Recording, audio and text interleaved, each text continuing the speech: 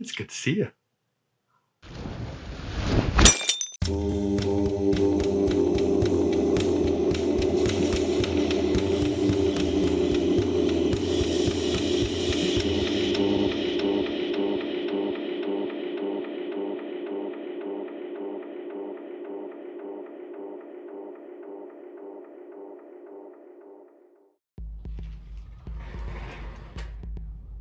AVC, Plastic Eric here, Plastic Soundwave Cult, here for another exciting edition of Collection Connection, the game that's just an excuse to talk about music.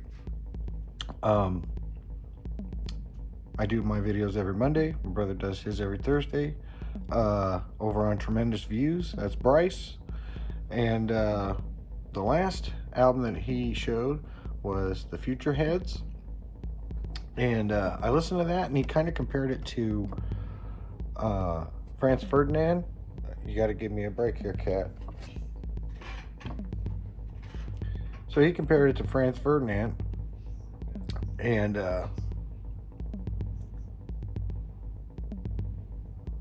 when I listened to the Future Heads, I found that I kind of like the Future Heads a little bit more. I didn't get to hear the entire album. I listened to probably a good 2/3 of it. But in order to get this video out, I had to get on the ball. And so I plan to listen to it while I'm editing this thing together. And I found that it was a very enjoyable album. I liked it a lot. Now, as far as a connection goes, what I had to do was do a little research, and I found out that by their third album, they had started their own record label, which was Null Records. And I thought, okay, there's a connection. A band that started its own record label. So at first I was going to go with Led Zeppelin, but I realized I didn't have any Swan Song albums,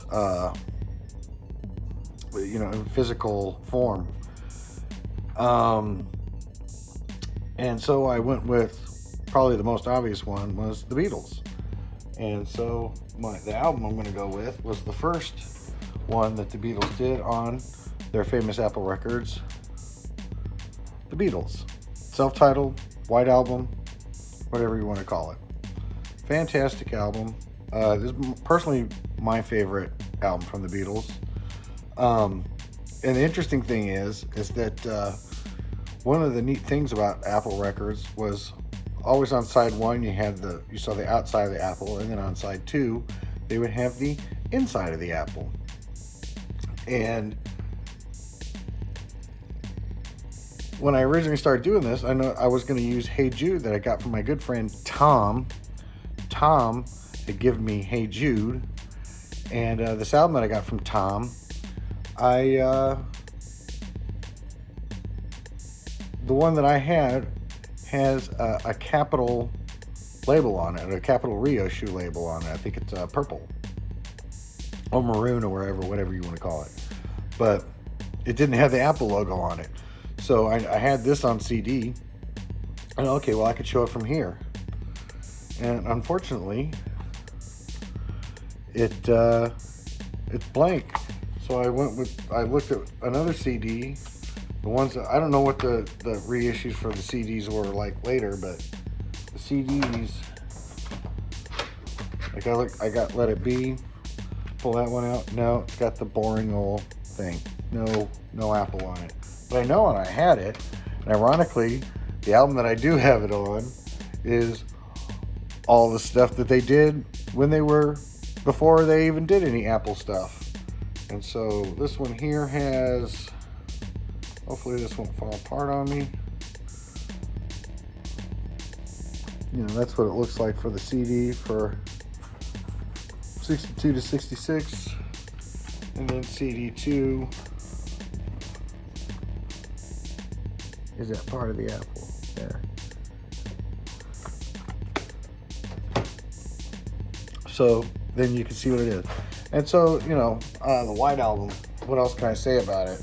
I mean, it's their longest album. I think their only double album. I believe it has their shortest song, their longest song. As you can see, the track listing is massive.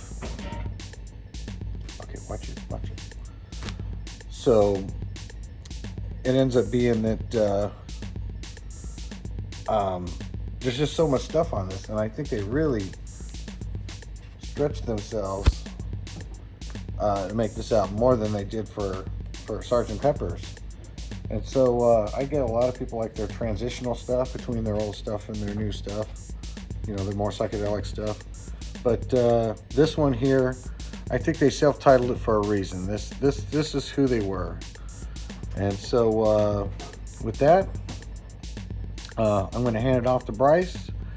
And I checked the list. I didn't see this. I had another Beatles album on there, but I didn't have this one yet. And I know I've talked about it before. Seems like all my connections are albums that I've talked before I did Collection Connection. But that's been a while. So it's been a while since I talked about that record. But again, it's not just about the music. So until next time, since I'm well over my time, I will talk to you later. Bye.